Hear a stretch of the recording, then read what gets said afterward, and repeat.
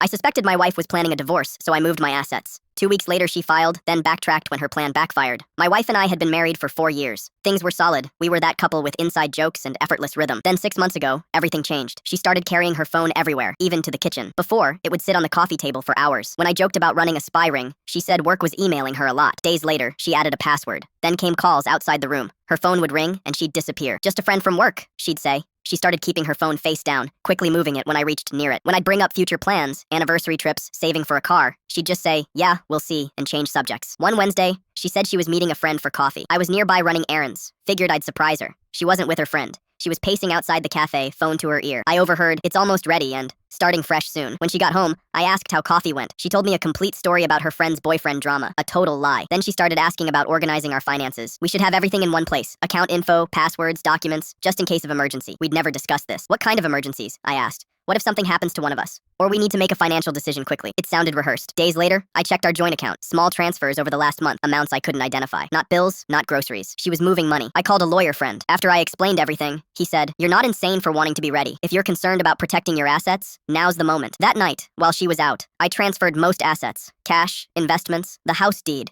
to my mother's name in an irrevocable trust. Kept enough in our joint account to maintain appearances. 2 weeks later, she sat me down. "We need to talk. I think we should get a divorce." Her voice was calm, rehearsed. She mentioned needing space, figuring herself out. Then, "I've made sacrifices for you. I deserve more." She filed Monday. The papers demanded everything. Half the house, savings, assets, car, plus spousal support despite her high salary. I hired a PI. The report, multiple lawsuits from landlords, unpaid back taxes, defaulted car loan. She'd been served eviction papers 3 weeks before wanting the divorce. Her Instagram, "Living my best life, no drama, no stress." 8 months ago, she'd shared an article about financial independence after divorce. Never too late to get what you deserve. The PI found Jake, a marketing guy from her work, heavily involved in her divorce strategy. A mutual friend sent me screenshots of their texts. "Once the settlement's done, we'll have everything we need," she'd written. Jake responded, "Don't back down. Make him feel guilty. He owes you. We'll start fresh once you've got the money." First mediation, her lawyer arrived with massive demands. My attorney handed over paperwork showing all assets transferred to my mother's trust weeks before she filed. Legal, notarized, irrevocable. The room went silent. She grabbed the papers, face flushing. "You planned this? You knew I was going to file?" I didn't respond. "This isn't over," she hissed outside. "There are other ways to get what I deserve." I looked at her. "I already regret trusting you. That's my only regret." The Jake texts spread among friends. Her story collapsed. People who'd defended her recognized the manipulation. Even her brother apologized. Jake vanished when things unraveled. Her calls started, calm,